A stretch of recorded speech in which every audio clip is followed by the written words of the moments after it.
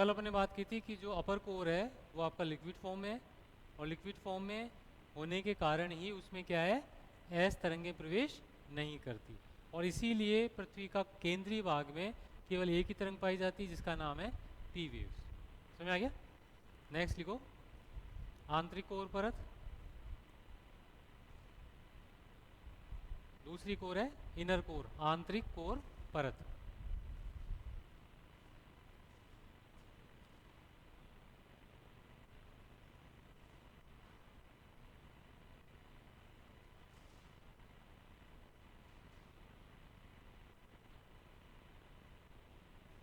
अब ये जो लेयर है तो लिखो पृथ्वी की सबसे केंद्रीय परत, पृथ्वी की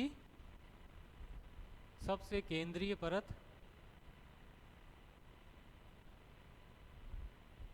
केंद्रीय परत जो कि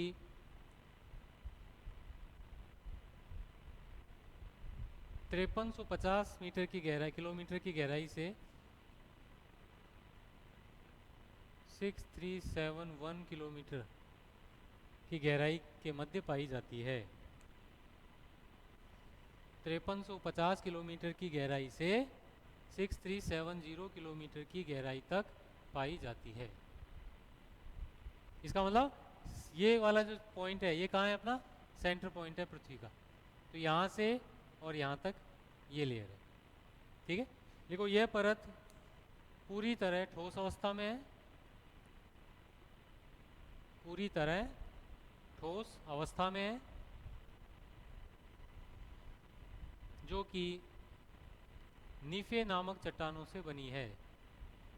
पूरी तरह ठोस अवस्था में है जो कि नीफे नामक चट्टानों से बनी है।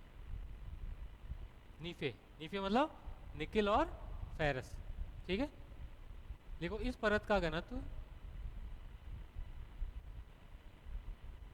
सभी परतों से अधिक है, सभी परतों से अधिक है। ब्रैकेट में लिख लो 13 GMCC, 13 GMCC। तो अगर कभी हमसे पूछ ले कि सबसे ज़्यादा घनत्व, और हमको पार्ट क्या कर दें, दो पार्ट कर दें, हाँ, ऊपरी कोर इनर कोर, तो इनर कोर का ये जो घनत्व है इसका सबसे ज़्यादा 13 के आसपास ही आपको मिलेगी। समझ आ गया? तो इस तरह से हम देखते हैं कि पृथ्वी की जो संरचना है उसमें केवल एक तरल परत है, ये वाली अपर कोर, बाकी सारी की सारी आपकी एक क्रस्ट है जो को पतली है, ये मेंटल, ये कोर की। तो ये एक स्पेसिफिक क्लासिफिकेशन है। अब कोर का जो अपना एक स्पेसिफिक नेचर है उसका एक बहुत बड़ा इंपॉर्टेंस आपको देखने मिलता है। तो नीचे लिखो कि कोर परत की विशिष्ट संरचना, कोर परत की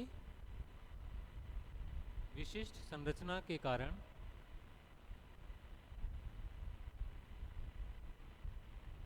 पृथ्वी के केंद्र में, पृथ्वी के केंद्र में चुंबकीय बल की उत्पत्ति होती है। चुंबकीय बल की उत्पत्ति होती है,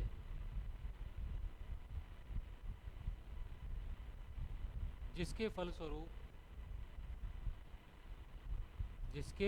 फलस्वरूप पृथ्वी एक चुंबक के समान कार्य करती है या व्यवहार करती है, ना, जिसके फलस्वरूप पृथ्वी एक चुंबक के समान व्यवहार करती है।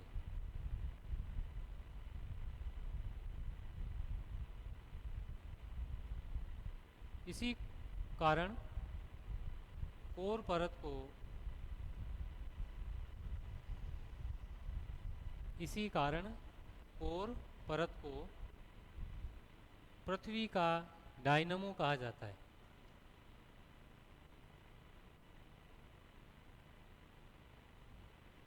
इसी कारण कोर परत को पृथ्वी का डायनमो कहा जाता है। डायनमो क्या होता है? डायनमो एक ऐसा यंत्र होता है जो गतिज ऊर्जा को विद्युत ऊर्जा में बदलता है।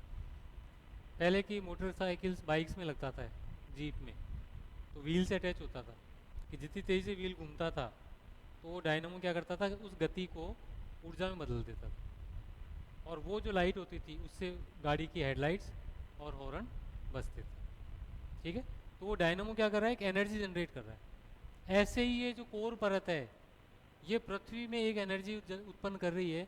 उस ऊर्जा को क्या नाम दिया गया, चुंबकीय ऊर्जा। कैसे, पहली संरचना कि दोनों ही जो परतें हैं इसमें सबसे भारी तत्व हैं, एक तो है फेरस लोहा और दूसरा है निकिल।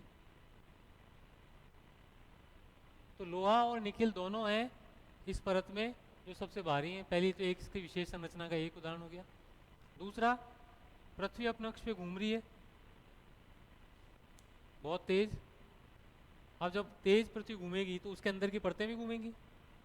अंदर की परतों में क्या होगा, एक परत तरल है और एक सॉलिड है।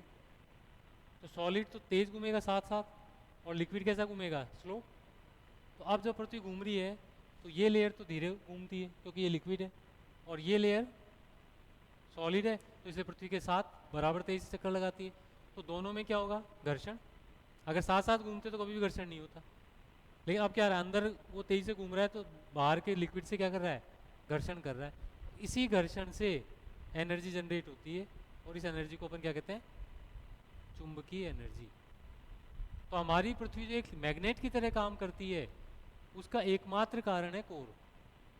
कि कोर की जो विशेष संरचना है, अगर दोनों में से एक भी नहीं होती, अगर वहाँ पे निकिल फेरस जैसे भारी तत्व नहीं होते, या कोर पूरी परत ठोस होती या पूरी परत लिक्विड होती, तो भी ये एनर्जी नहीं आती। तो इसलिए पृथ्वी में दो तरह के बल होंगे, एक गुरुत्वाकर्षण बल, एक चुंबकीय बल। अब चुंबकीय बल का क्या प्रभाव है, हाँ तो आगे लिखो।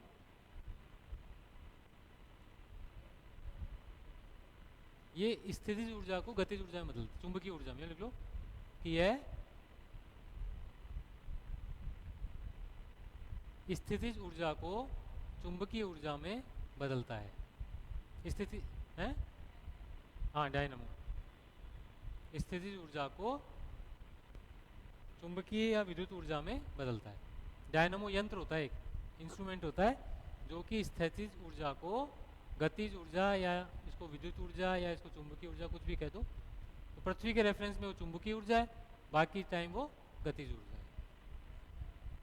अब देखो इसका क्वेश्चन कैसे पूछेंगे आपसे।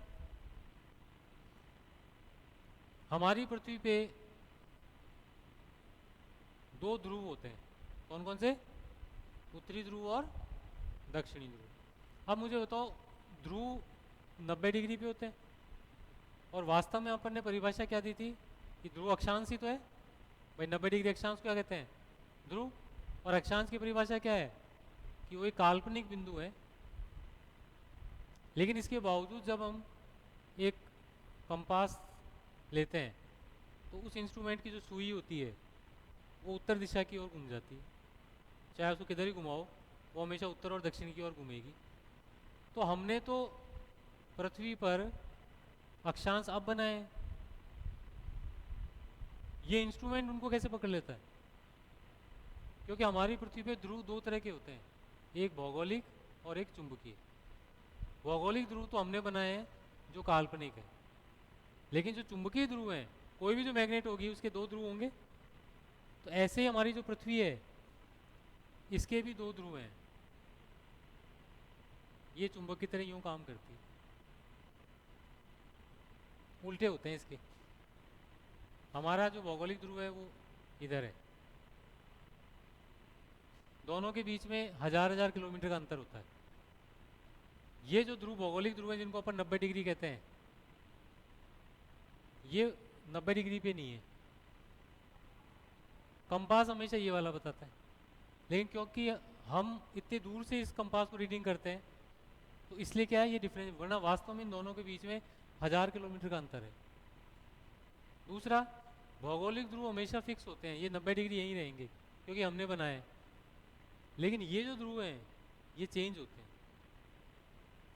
लगभग 10 लाख साल के अंदर ये अपनी स्थिति उल्टा कर जाते हैं।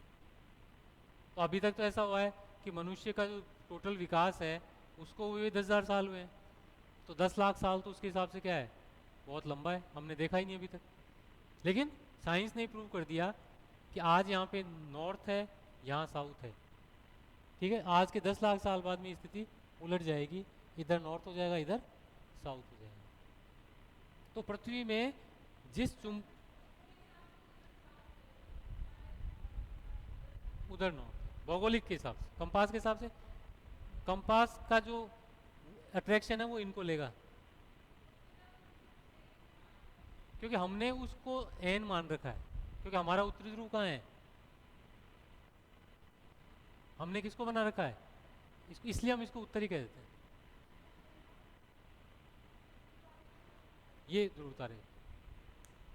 अब अब ये धीरे धीरे चेंज होते हैं।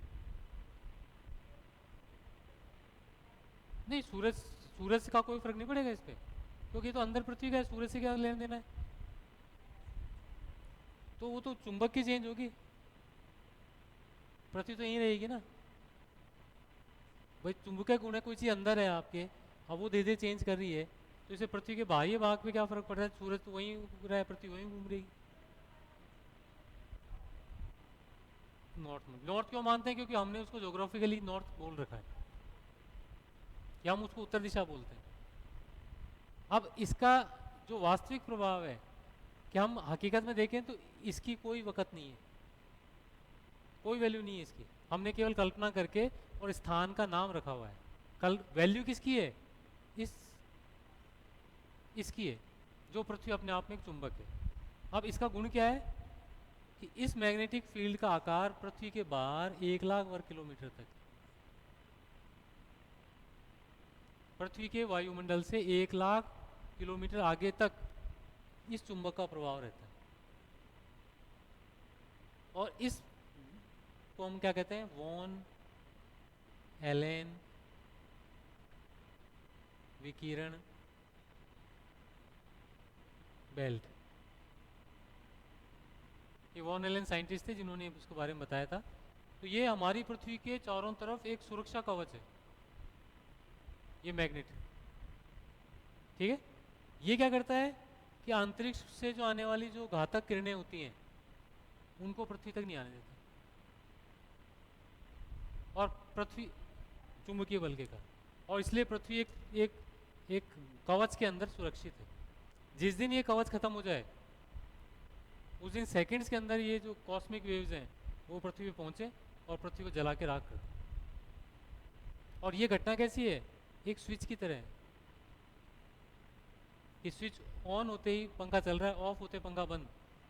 तो ऐसे हमारे पृथ्वी में चुंबकीय बल है, ऑन है पृथ्वी तो बल है, जैसे ऑफ हुई वो झटके से बंद हो जाएगा। और ये ऑफ कैसे हुई, अपने अक्ष पे घूमना बंद कर देगी, और घूमना बंद करते ही उसका जो घर्षण नहीं होगा, घर्षण नहीं होगा तो चुंबकीय बल की उत्पत्ति नहीं। समझ आ रहा है।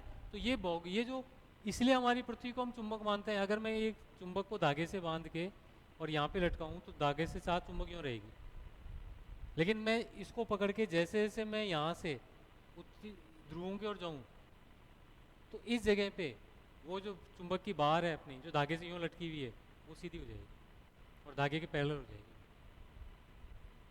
जहाँ निरल चुंबक की यूँ हो जाएगी, कोई भी टुकड़ा चुंबक का, वो कंफर्म हो जाता है कि यही चुंबक का ध्रुव है, वरना कौन रहेगा कुछ ना कुछ। क्यों ऐसा क्यों हुआ, क्योंकि हर दो चुंबक जब आस पास आएंगी तो वो क्या करेंगी, एक दूसरे के नॉर्थ और साउथ को अट्रैक्ट करेंगी। इसलिए आप दो चुंबक के नॉर्थ नॉर्थ को बिठा नहीं सकते, जितना जोर उतना लगा लो कभी नहीं मिलेगा, बल्कि क्या होगा, उसको उल्टा करते ही चिपकता है वो। तो ऐसे ही जब ये यूँ लगे हुए हैं तो ये नॉर्थ ये साउथ, अब जैसे ही ध्रुव यहाँ पे आएगा तो ध्रुव क्या करेगा, इस नॉर्थ को खींचेगा, ये खड़ा कर देगा, और ये तो ये एक चलता फिरता एक एग्जाम्पल है जो प्रूव है कि पृथ्वी अपने एक आप में चुंबक भी है। और उस चुंबक का जो एकमात्र कारण है वो क्या है, पृथ्वी की कोर की विशिष्ट संरचना। विशिष्ट संरचना में पहला कि उस कोर के अंदर निकिल और फेरस जैसे भारी तत्व हैं, दूसरा उसके तरल और ठोस दो चीज़ें अलग अलग है जिससे घूमने से आपस में घर्षण होता है और ऊर्जा का उत्पादन। समझ आ गया। तो आपको पृथ्वी में जब आप पढ़ें तो दोनों बलों को दिमाग में बिल्कुल अलग रखना है। एक गुरुत्वाकर्षण बल है जो अलग है, एक चुंबकीय बल है जो बिल्कुल अलग है।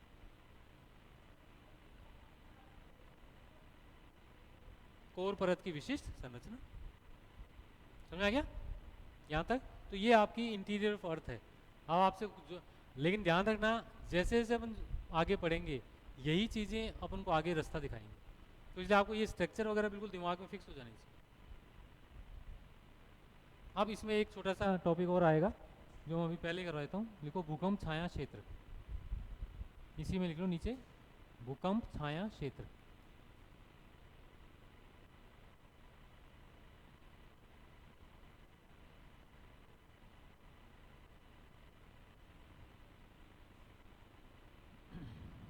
सुना है नाम कभी?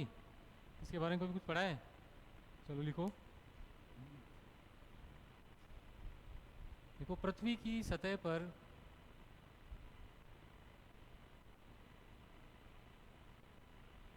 विकसित होने वाले एक विशेष प्रकार के क्षेत्र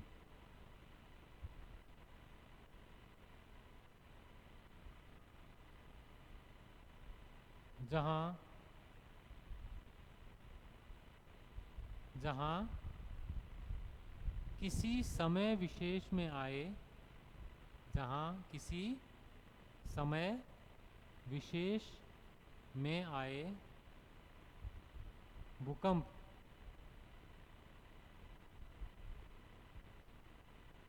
की तरंगें नहीं पहुंच पाती, भूकंप की तरंगें नहीं पहुंच पाती, भूकंप छाया क्षेत्र कहलाते हैं।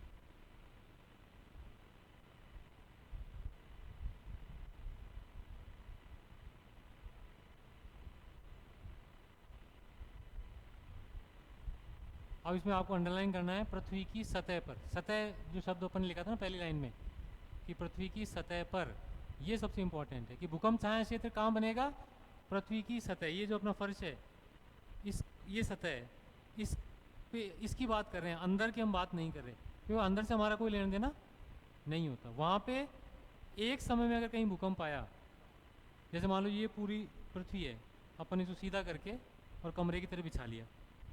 अब मान लीजिए यहाँ भूकंप आया, ठीक है, अधिकेंद्र यहाँ बनता है, तो यहाँ पे मुझे अनुभव हो रहा है, आपको पता लगा भूकंप आया, लेकिन पीछे वो जो बैठे हैं उनको लगा ही नहीं, क्योंकि उनको तरंगे फील ही नहीं हुई। इधर वाले क्षेत्र में एक बैठे थे, उनको भी नहीं फील हुआ, बाकी इनको भी पता लग रहा है, इनको भी लग रहा है, मेरे को भी लग रहा है भूकंप आया था। क्योंकि दो जगह ऐसे हैं जहाँ पे लोग कहेंगे यार भूकंप आया था कि हमको तो महसूस ही नहीं हुआ, इसका मतलब वहाँ भूकंप की तरंगे नहीं पहुँची। तो उस क्षेत्र को हमने क्या नाम दिया? भूकंप छाया क्षेत्र। छाया क्षेत्र का मतलब होता है जहाँ पे वो चीज़ नहीं हो। जैसे आपने नाम सुना होगा वृष्टि छाया क्षेत्र, वर्षा छाया क्षेत्र, सुना है नाम? एक नाम आता है, वर्षा को वृष्टि कहते हैं, तो वृष्टि छाया क्षेत्र। वृष्टि छाया क्षेत्र वो क्षेत्र होते हैं जहाँ वर्षा नहीं होती। कहाँ पे होते हैं ये? हमेशा पहाड़ों पे होते हैं। कि जैसे मान लीजिए ये एक पहाड़ है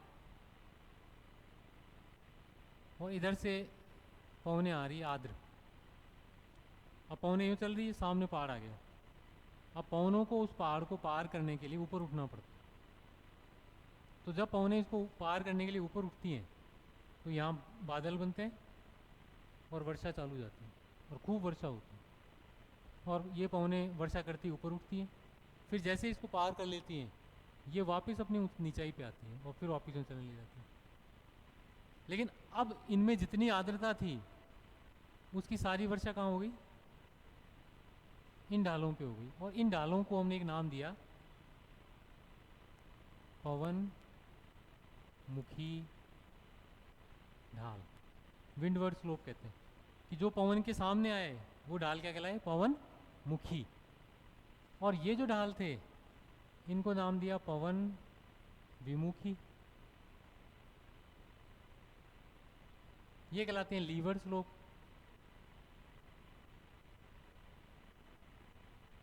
ये कहलाते हैं विंडवर्ड स्लोप।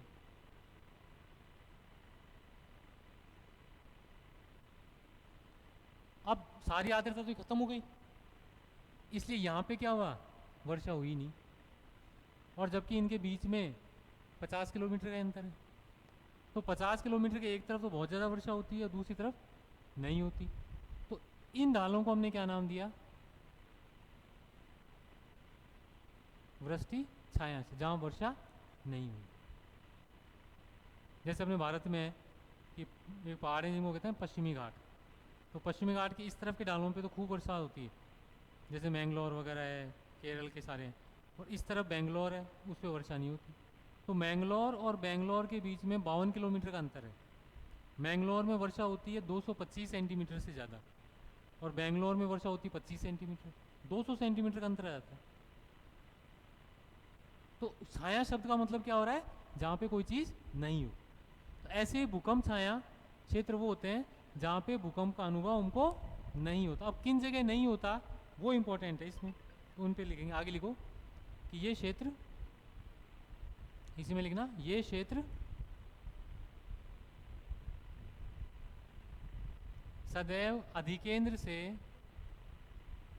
सदैव अधिकेंद्र से, अधिकेंद्र क्या होता है, अधिकेंद्र जहाँ भूकंप सबसे पहले सतह पे पहुँचता है, उसका नाम बताया था ना मैंने, एक तो फोकस बताया था और एक बताया था अधिकेंद्र। तो तो ये क्षेत्र अधिकेंद्र से, अब एंगल लिखना है, 103 डिग्री से 143 डिग्री के मध्य विकसित होते हैं। इसको अंडरलाइन कर लेना, 103 डिग्री से 143 डिग्री के मध्य विकसित होते हैं।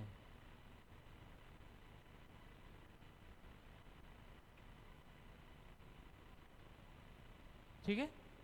अब इसमें थोड़ा बहुत जो वेरिएशन, ये एग्जैक्ट है, थोड़ा बहुत जो अपने एग्जाम में जो आया क्वेश्चन ये आया, उसमें थोड़ा सा वेरिएशन क्या है कि इसको अधिकतम बढ़ाकर 105 कर दिया और इसको अधिकतम बढ़ाकर 145। तो 2 डिग्री का आगे पीछे कोई बड़ी चीज़ नहीं होती। ठीक है। अब इसको देखो कैसे ये ऐसा क्यों हुआ। पहली जो इम्पोर्टेंट बात है,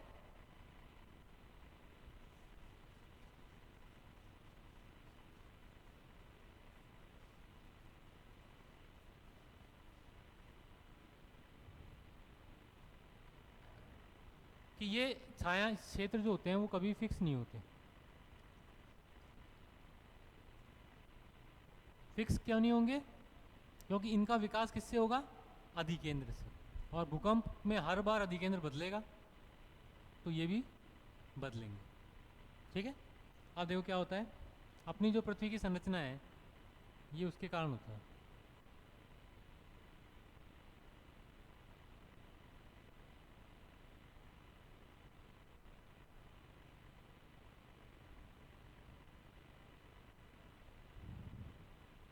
ये पृथ्वी, ये आंतरिक कोर, ये सॉरी बाहरी कोर, और ये आंतरिक कोर। मान लीजिए अधिकेंद्र पृथ्वी पे यहाँ बनता है, ये एपिसेंटर है जहाँ भूकंप सबसे पहले अनुभव हुआ। सतह के ऊपर की बात है, इसलिए मैंने पॉइंट लगा दिया, ऐसे ध्रुव मत मान लेना इसको, मतलब सतह पे बनाए। तो अब क्या होगा, पी तरंगे, मैंने बताया था जैसे ही वो आती हैं तो पी और एस तरंगे क्या होगा, वापस पृथ्वी के अंदर निकलना चालू कर देती हैं।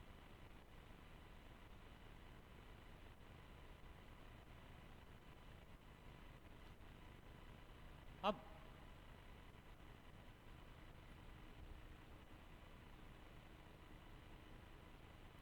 अब ये तरल है पूरा, एस तरंग इसमें प्रवेश नहीं करेगी। तो अभी तक तो एस और पी और एस सही चल रहे हैं, यहाँ से जैसे एस तरंग आई उसने देखा और वो पलट गई। इधर से एस तरंग आई, इसे टच हुई, इधर पलट गई। ठीक है। पी तरंग आई, वो यूँ आई, यूँ चली, फिर यूँ आई, फिर यूँ चली, फिर यूँ चली,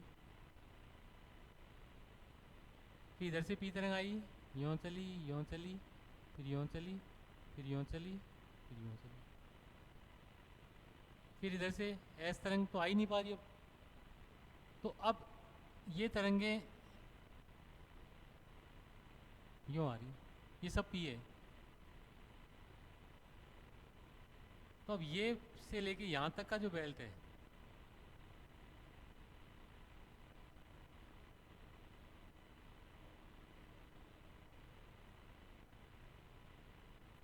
ये दोनों ऐसे क्षेत्र है जहाँ पे कोई भी भूकंप तरंग नहीं पहुंची, ना तो पी पहुंची ना एस पहुंची, तो यहाँ पे छाया क्षेत्र बन गया।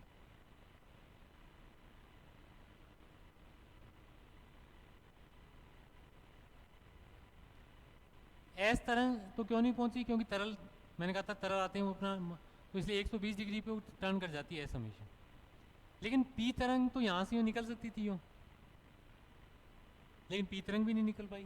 क्यों? क्योंकि हमेशा ध्यान रखो, कोई भी जो तरंग होती है वो जब एक माध्यम से दूसरे माध्यम में आती है तो वो अपने डायरेक्शन में चेंज करती है, कभी वो स्ट्रेट नहीं आएगी। तो यहाँ पे क्या है, पहले ठोस, ठोस के आते एकदम से तरल आ गया, तरल आते उसने डायरेक्शन चेंज कर ली, फिर तरल में एक दिशा में चली, फिर वापस ठोस आ गया, फिर डायरेक्शन चेंज कर ली, तो इसलिए वो जो अपनी एक डायरेक्शन है इसको फॉलो नहीं कर पाएगी। तो इसलिए ना तो यहाँ पर पी पहुँच रही है और ना यहाँ पर एस पहुँच रही। कब? जब अधिकेंद्र यहाँ है। तो ये दोनों क्षेत्र, अर्थात यहाँ पे जितने भी लोग रहेंगे उनको उस समय भूकंप का अनुभव नहीं होगा।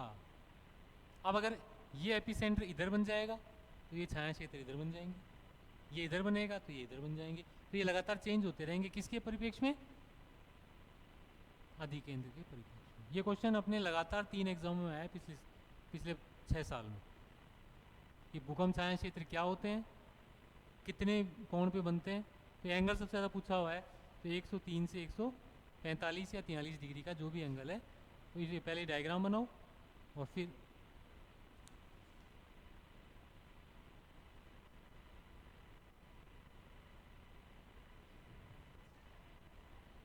है एंगल, या तो एंगल आएगा या तो पूछेगा भूकंप छाया क्षेत्र से क्या तात्पर्य है, तो अपन कहेंगे पृथ्वी की सतह पर वह स्थान जहां भूकंप का अनुभव किसी समय विशेष में नहीं होगा। समय विशेष में, ऐसा नहीं कभी नहीं होगा, वो तो अधिकेंद्र पर निर्भर करेगा।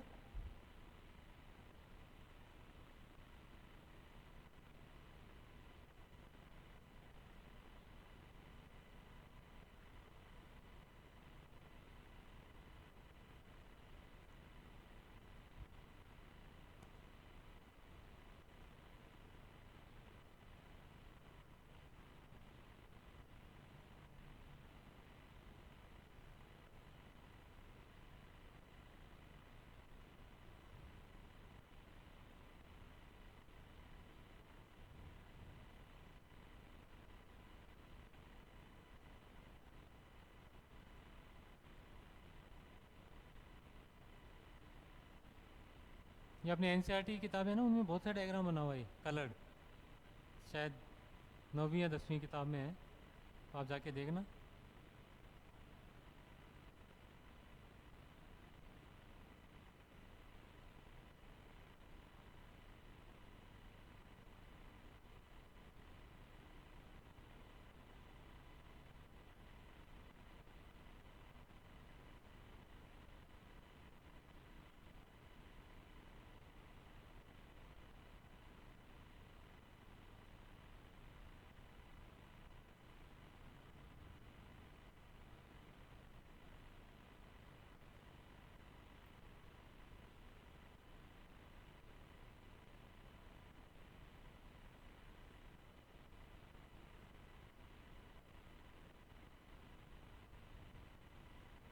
ठीक है, तो अपने से क्वेश्चन पूछेगा भूकंप छाया क्षेत्र का विकास कितने कोण पे होता है, तो 103 से 143 या 105 से 145, 2 डिग्री का आगे पीछे वेरिएशन हो सकता है। ठीक है।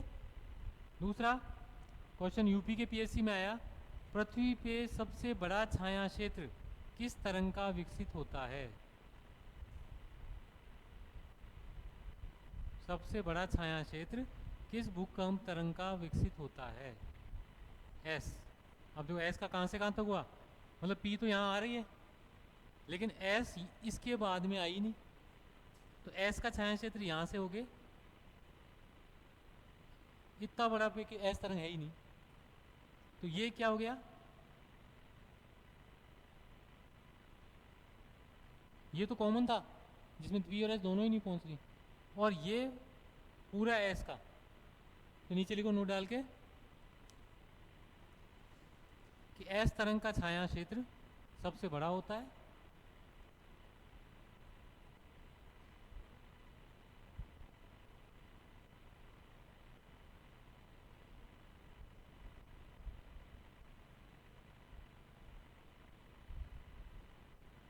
जो कि 103 डिग्री पश्चिम से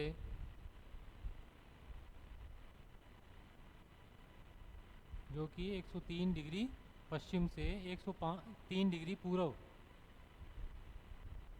तक विस्तृत होता है, पूर्व तक विस्तृत होता है, विस्तृत यानी फैला हुआ। यह पृथ्वी के कुल क्षेत्रफल का, यह पृथ्वी के कुल क्षेत्रफल का 40% भाग होता है, कुल क्षेत्रफल का 40% भाग होता है। मतलब ये इतना बड़ा है, अगर इसको एरिया वाइज निकालें तो 40% है टोटल अर्थ का, मतलब टोटल अर्थ के 40% भाग पर एस तरंगे आती नहीं है, 60% पे ही आती है। तो अब नया क्वेश्चन क्या बन सकता है कि एस तरंगे पृथ्वी के आंतरिक भागों में कुल कितने क्षेत्र पर फैलती हैं? अधिकतम 60, 40 पे वो फैलेंगी ही नहीं, ये हो गया ना इसका मतलब। तो लैंग्वेज कुछ भी बनाए, आपको अगर ये डायग्राम याद है तो पहली बार में कोई लैंग्वेज सुनी होगी ना, उसका भी आंसर आप कर लोगे। आपका सिर्फ उद्देश्य क्या है? डायग्राम को समझना। अगर डायग्राम समझ में आ गया तो आपको कंसेप्ट को कभी भी याद करने की ज़रूरत नहीं रहेगी, क्योंकि डायग्राम समझ में तब आएगा जब आपके दिमाग में कंसेप्ट क्लियर हो। तो ये छाया क्षेत्र किसके कारण बना? कोर की विशिष्ट संरचना के कारण। अगर कोर तरल या ठोस में नहीं बटा होता तो ये छाया क्षेत्र भी विकसित। समझ आ गया? तो ये हमारी पृथ्वी की आंतरिक संरचना के कुछ विशेष प्रभाव थे जो मैंने आपको यहाँ पर। अब इसमें कोई डाउट हो, कंफ्यूजन हो तो आप बता सकते हैं। सिलेबस लाए हो क्या? आपका है क्या? इसके बाद टॉपिक क्या है? किसी के पास सिलेबस रखा हुआ है क्या सेकंड ग्रेड वाला?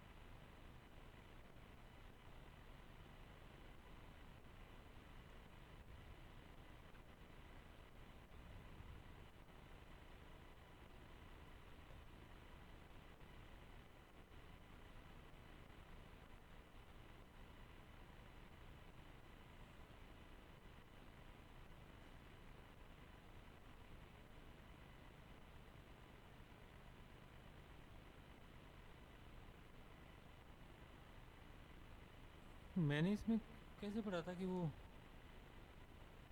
कॉमन भी थे, जैसे पृथ्वी की आंतरिक संरचना, भूकंप, ज्वालामुखी, ये सारे टॉपिक थे। अच्छा अच्छा अच्छा अच्छा, ये फर्स्ट पेपर का ही है ना, इसलिए वो हो गया।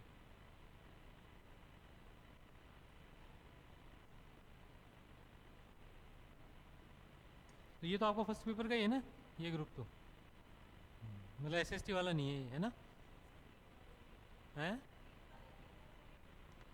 हाँ हाँ, चलो कोई नहीं, हो तो कॉमन हो जाएगा।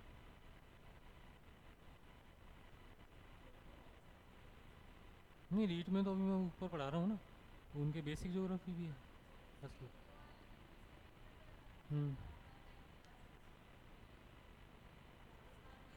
हम्म। हाँ, सेकंड ग्रेड में तो जैसे राजस्थान और इंडिया वर्ल्ड, ये तीनों है। तो राजस्थान चालू करते हैं आपका, तो वो जिससे क्या होगा कि वो दोनों में कॉमन हो जाएगा। मैं क्या ये टॉपिक देख लिया तो मुझे लगा कि ये वो, मुझे एक आता सेकंड ग्रेड का, तो मुझे लगा एसएसटी का बैच है ये, मतलब सब्जेक्ट वाला। मुझे नहीं पता था कि ये नहीं है, तो सही है। ये तो बेसिक है, ये तो कॉमन है, ये तो आपको पढ़नी पड़ेगी। तो चलो अब नेक्स्ट हेडिंग डाल दो, राजस्थान का भूगोल।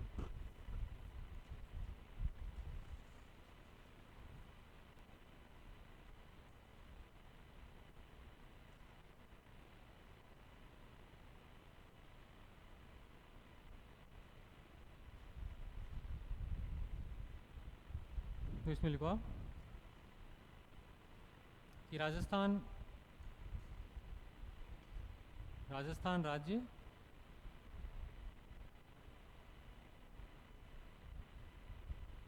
भारत का सबसे बड़ा राज्य है।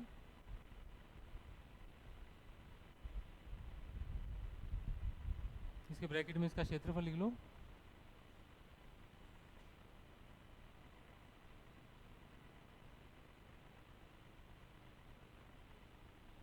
तीन लाख 42,239 वर्ग किलोमीटर।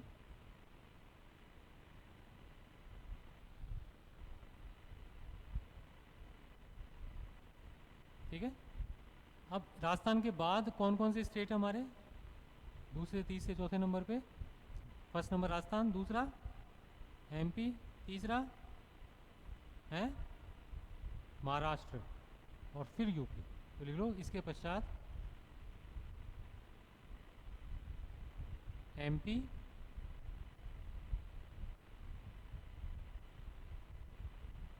महाराष्ट्र तथा उत्तर प्रदेश का स्थान आता है।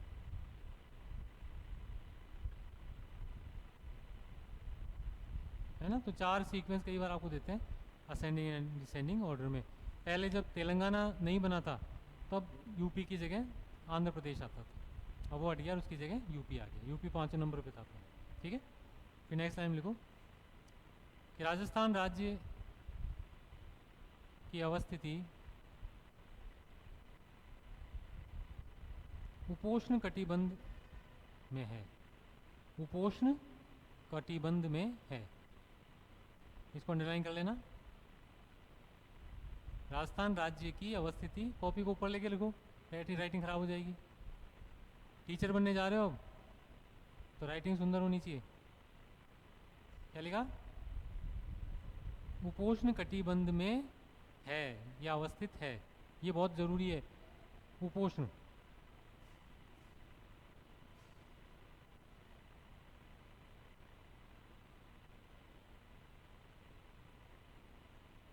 उपोष्ण कटिबंध का मतलब क्या हुआ? उष्ण के बिल्कुल नजदीक वाले। उप उष्ण, 3 कटिबंध होते हैं कर्क से मकर रेखा के बीच में, ये तो है उष्ण कटिबंध। ठीक है। 66.5 से उत्तर का शीत और इनके बीच का शीतोष्ण। अब ये जो कर्क रेखा है इससे लेके 30 डिग्री तक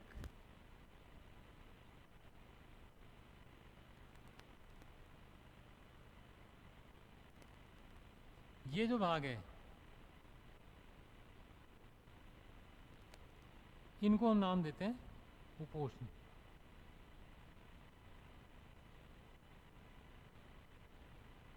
और इनके ऊपर को नाम देते हैं शीतोष्ण। क्यों? क्योंकि उष्ण के बिल्कुल नज़दीक है ये, इसलिए इनके गुण सारे उष्ण के होते हैं, इसलिए इनको आप शीतोष्ण नहीं कह सकते। शीतोष्ण हमेशा 40 के ऊपर, 40 से 66.5 तक होते हैं। तो ये एग्जैक्ट है कि ये उष्ण बीच का कर्क से मकर रेखा तक, फिर कर्क या मकर से लेकर 30 डिग्री तक होता है उपोष्ण, फिर 35 से 65 तक का भाग शीतोष्ण, फिर 66.5 से उत्तर का भाग शीत। तो सबसे ज़्यादा क्वेश्चन ये आता है कि राजस्थान राज्य की अवस्थिति किस जलवायु कटिबंध में है, तो अपन जर्नली उष्ण या शीतोष्ण कर जाते हैं, जबकि आंसर क्या होगा? उपोष्ण कटिबंध। ठीक है, लिखो क्योंकि, इसी में लिखना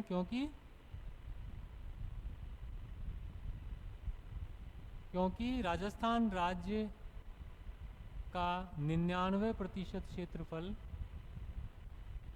क्योंकि राजस्थान राज्य का 99% क्षेत्रफल कर्क रेखा के उत्तर में अवस्थित है।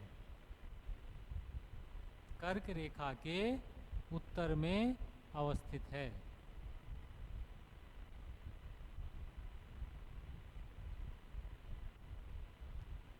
यहाँ पे मैंने बताया था उष्णकटिबंध की अंतिम सीमा कर्क रेखा, और कर्क रेखा अपने राजस्थान में किन जिलों से निकलती है? डूंगरपुर, बांसवाड़ा। तो बिल्कुल 1% भाग ही उसके अंदर है, बाकी सारा भाग कहाँ है? कर्क रेखा के ऊपर। तो कर्क रेखा के ऊपर का मतलब ये वाला बेल्ट। तो इसलिए राजस्थान हमेशा उपोष्ण है, कोई शीतोष्ण नहीं, कोई उष्ण नहीं, उपोष्ण। उप प्लस उष्ण, उष्ण के बिल्कुल नजदीक, सब ट्रॉपिकल। ठीक है, फिर आगे लिखो। राजस्थान राज्य की अवस्थिति।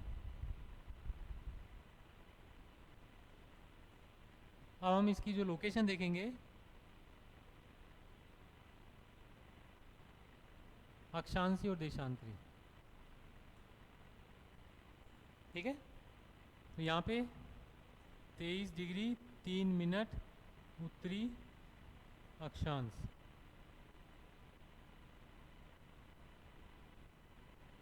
23 डिग्री 3 मिनट उत्तरी अक्षांश से 30 डिग्री 12 मिनट उत्तरी अक्षांश। ठीक है, लिखो पर फटाफट मुझे डायग्राम बनाओ।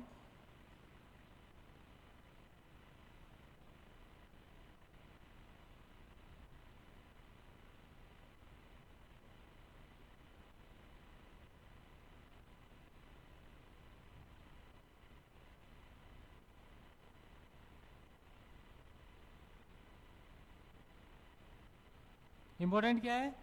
दोनों ही चाहे दक्षिण में हो, लेकिन अक्षांश कौन सा होगा? उत्तरी होगा, ये याद रखना। ऐसे कंफ्यूज होकर मत लेना कि राजस्थान के दक्षिण में तो दक्षिणी अक्षांश, क्योंकि पूरा उत्तरी गोलार्ध में है भारत। ठीक है, तो 23 डिग्री 3 मिनट उत्तरी अक्षांश से 30 डिग्री 12 मिनट उत्तरी अक्षांश।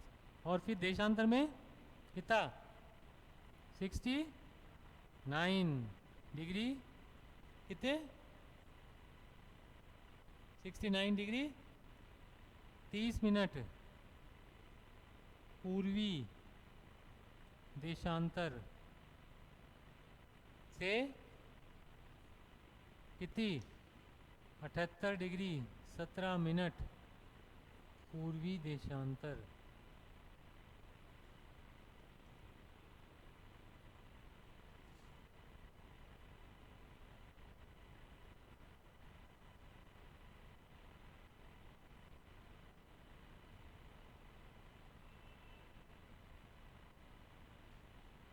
ठीक है, ये हमारी लोकेशन आपको एग्जैक्ट याद होनी चाहिए।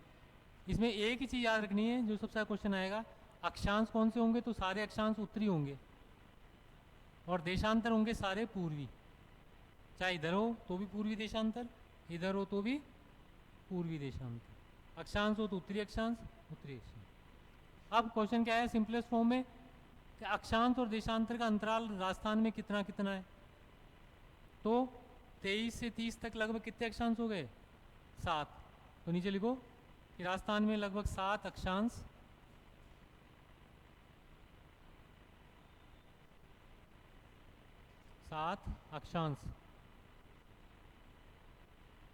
तथा देशांतर कितने हो गए? 9, है ना? तो तथा 9 देशांतर का अंतराल पाया जाता है।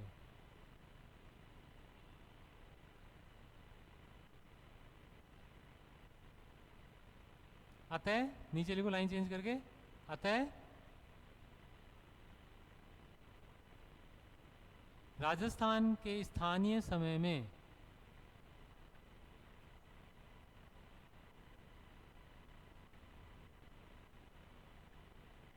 लगभग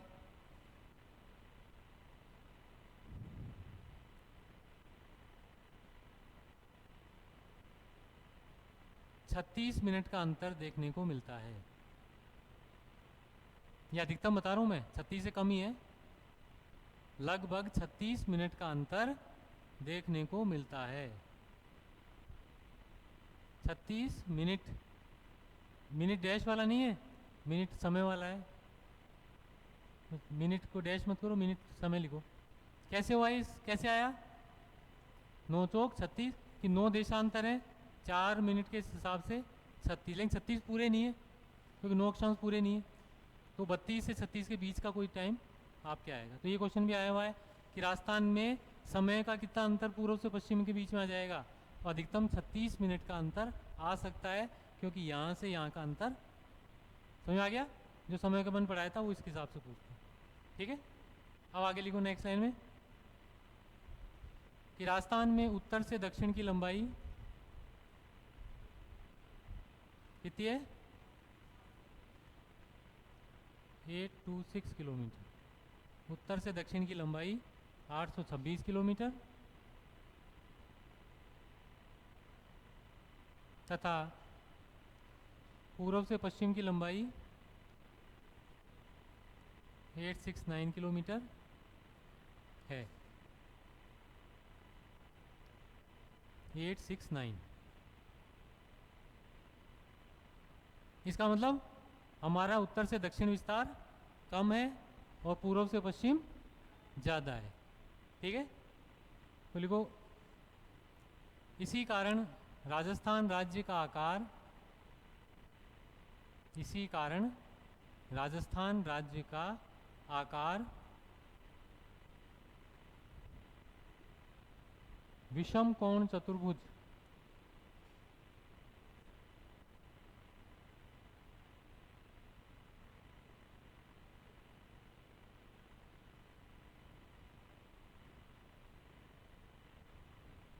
रोम्बस के समान है। इसको अंडरलाइन कर लेना, विषम कोण चतुर्भुज के समान है, जिसकी तुलना पतंग के आकार से की जा सकती है। पतंग चौड़ी ज़्यादा होती है, लंबी कम होती है, जिसकी तुलना पतंग के आकार से की जा सकती है।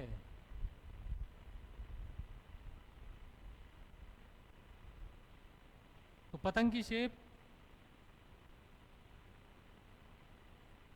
ऐसी होती है, तो अपने राजस्थान की शेप भी ऐसी है। तो बार बार एग्जाम में आता है कि राजस्थान के आकार को क्या कहते हैं? विषम कोण चतुर्भुज।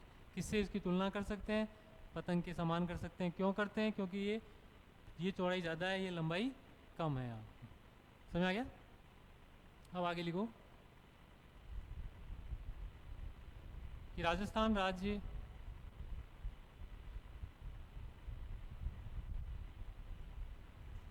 की कुल सीमा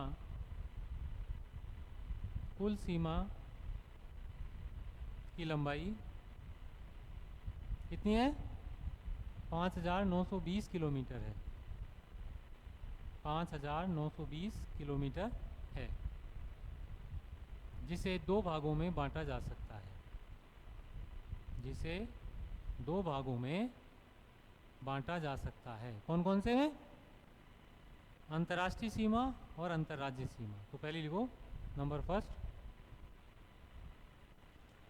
अंतर्राष्ट्रीय सीमा।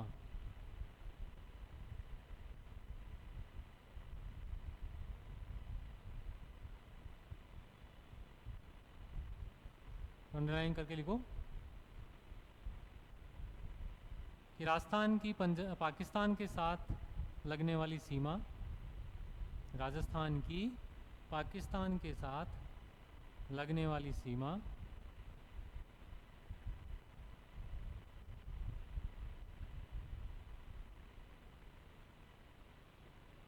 अंतर्राष्ट्रीय सीमा है। अंतर्राष्ट्रीय सीमा है, जिसकी कुल लंबाई राजस्थान राज्य में, जिसकी कुल लंबाई राजस्थान राज्य में कितनी है? 1070 1070 किलोमीटर, 1070 किलोमीटर है। इसे रेडक्लिफ सीमा के नाम से भी जाना जाता है।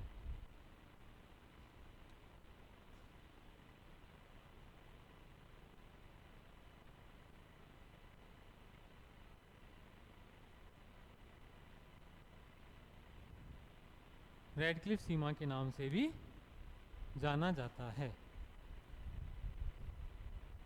ठीक है, क्यों ना जाना जाता है इसको ऐसा? क्योंकि जिस आयोग ने इसको बनाया था उसके जो चेयरमैन थे उनका नाम था हेनरी रेडक्लिफ, तो इसलिए इस सीमा का नाम क्या रख दिया गया? रेडक्लिफ सीमा। ठीक है, देखो यह सीमा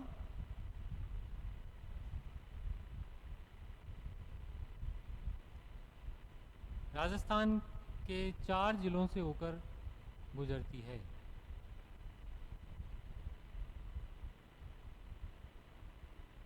चार जिलों से होकर गुजरती है। उत्तर से दक्षिण में लिखना एक एक लाइन में। नंबर फर्स्ट, पहला जिला श्री गंगानगर, हाँ उत्तर से दक्षिण में श्री गंगानगर फर्स्ट। फिर सेकंड लाइन में कौन सा आएगा? बीकानेर। फिर थर्ड जैसलमेर, और फोर्थ बाड़मेर। ठीक है, अब जहाँ पे जैसलमेर लिखा था उसके आगे डैश करके लिखो 464 किलोमीटर और सबसे लंबी सीमा।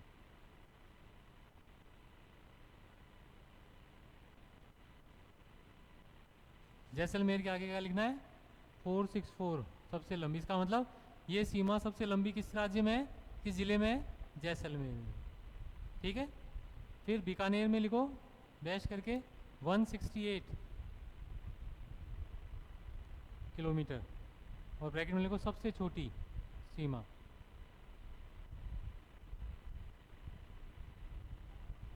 बीकानेर के आगे डैश करके लिखो 168 किलोमीटर सबसे छोटी सीमा।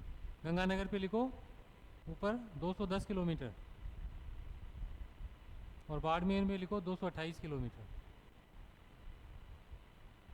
तो ये जो 1070 किलोमीटर है उसका ये बंटवारा है। बाकी बात करेंगे कल। Thank you.